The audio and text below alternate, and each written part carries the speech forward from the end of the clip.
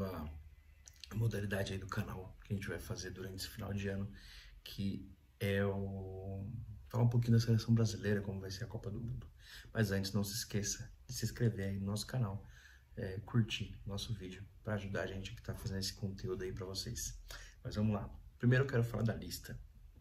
Então a lista, vamos lá, dos convocados, que acho que todo mundo já sabe, né? Mas com os goleiros Alisson, Ederson e Everton. Os laterais, Danilo, Alexandro, Daniel Alves e Alex Telles. Os zagueiros, Militão, Marquinhos, Thiago Silva e Bremer. No meio campo, Bruno Guimarães, Casemiro, Fabinho, Fred, Paquetá e Everton Ribeiro.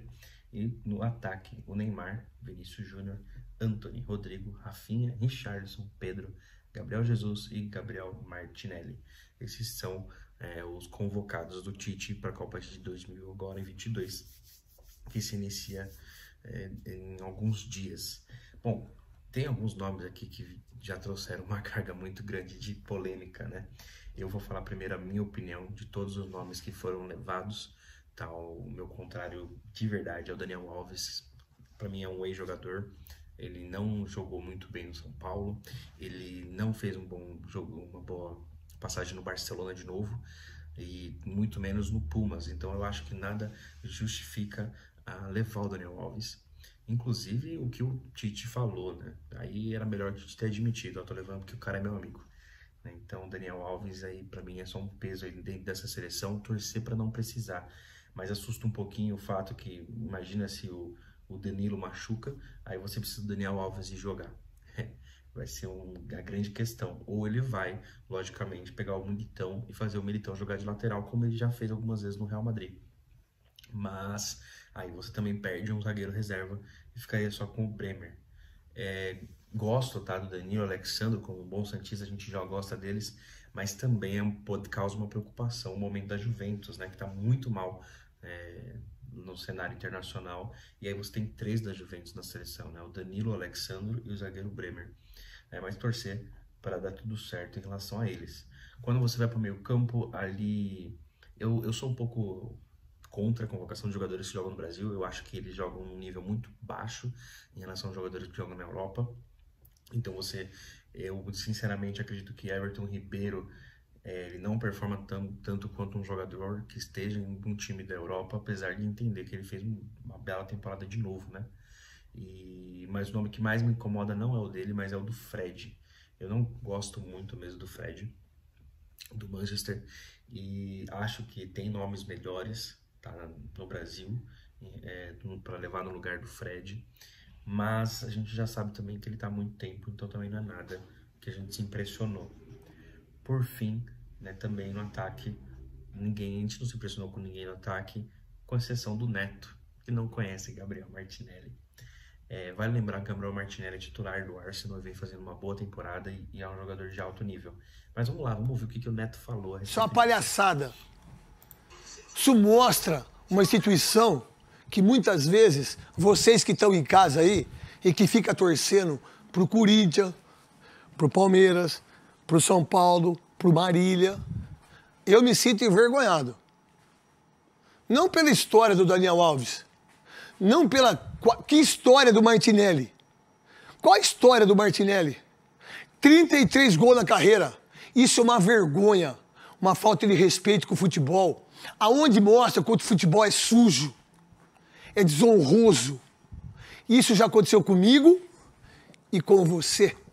Porque nós não fomos para a Copa do Mundo porque a gente não jogava no Rio de Janeiro. Porque se eu tivesse jogado no Vasco, no Flamengo, no Fluminense ou no Botafogo, eu e você, nós estaríamos na Copa de 90. Um pouquinho aqui a fala do Neto. Ele começa falando do Martinelli e ele detona muito o caso da ausência do Gabigol. Só que é bom ressaltar que quando a gente fala de posição por posição, o Gabigol ele disputava a posição com Richarlison e com o próprio Pedro, tá? E também dá para considerar que o Gabriel Jesus, que hoje vem jogando mais centralizado no Arsenal, tá? A grande questão é que o Gabigol ele teve uma experiência muito ruim na Europa, né? Ninguém esquece que eu acho que até o Alisson talvez tenha mais gols que ele na Europa. E a competição dele era com o cara do próprio clube dele. Ou você podia falar, mas hoje ele não tá jogando, né, como um centroavante, mas ele joga ali como um segundo atacante, né? O Brasil nem joga com segundo atacante, ele joga com 2 pontas. O Martinelli vem para jogar de ponta, então já tem essa diferença para se fazer. Gosto muito do Gabigol, gosto muito do Neto, mas discordo um pouco dele a respeito disso, e eu acho que o Gabigol não tem nível para jogar na seleção brasileira, tá? Não dá para tirar, esquecer que quando ele foi para a Europa, ele realmente performou muito mal, ele não foi um clube só, ele foi mal em mais de um lugar. Apesar de achar que ele merece uma nova oportunidade. Vamos continuar ouvindo o Neto.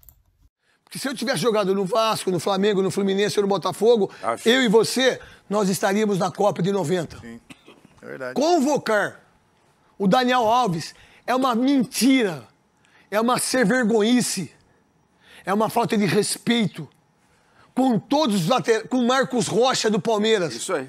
Com o Mike. Com o Mike do Palmeiras, com o Fagner do Corinthians. Novo, né? A parte do Daniel Alves eu concordo 100% com o Neto. Acho que esse cara não tinha que ir pra Copa, 39 anos, mas nem é o tanto em si a idade, porque o Thiago Silva tem 38 e a gente percebe que o Thiago Silva tem condições de jogar na seleção. Apesar de eu preferir, acho que o Militão no lugar dele como titular, mas o Thiago Silva merece sim estar na seleção. Agora, os nomes que ele também traz aí pra mim, você não levar Daniel Alves pra levar Mike, sei lá como fala do Palmeiras, né? O Marcos Rocha, o Fagner, aí desculpa, aí também tá complicada a coisa. Fazer isso pro futebol mostra que vocês que estão dando risada aí, vocês não merecem o cargo que exercem. E por isso que eu não tenho que falar nada pro Schneider, nada pro Johnny Saad, nada pro André Agüera do que eu falo aqui. Eu não sou fazedor de média. Eu não faço média. O que eu tenho para falar é para falar.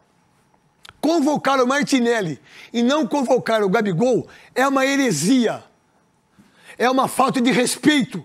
Cambada de aquilo que vocês pensaram. Beleza, é isso, né? É muito engraçado, gente. Mas, de novo, né? Eu defendo que eu acho que o Martinelli merecia sim, ele era um dos nomes. Eu acho que quando o Felipe Coutinho se lesionou, ele é um dos que provavelmente acabou ganhando a vaga. Tá? Apesar de a gente estar falando de um meia, atacante e um atacante, né? O Martinelli acaba sim ganhando uma vaga aí entre os convocáveis, né?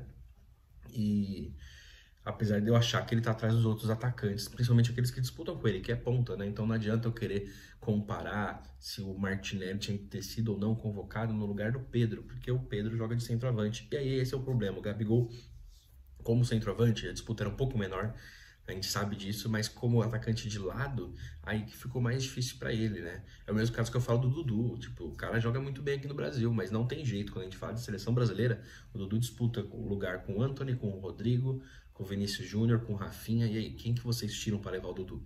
Essa é a grande questão. Mas é isso, eu gostei no geral da convocação da seleção, eu acho que tem tudo para dar certo, e estamos torcendo aí para vir o Hexa. Tamo junto, não se esquece, gente, esse conteúdo aí que a gente faz para vocês de maneira independente, não se esquece de deixar um like, se inscrever no canal para dar essa força aí pra gente. Valeu, até a próxima.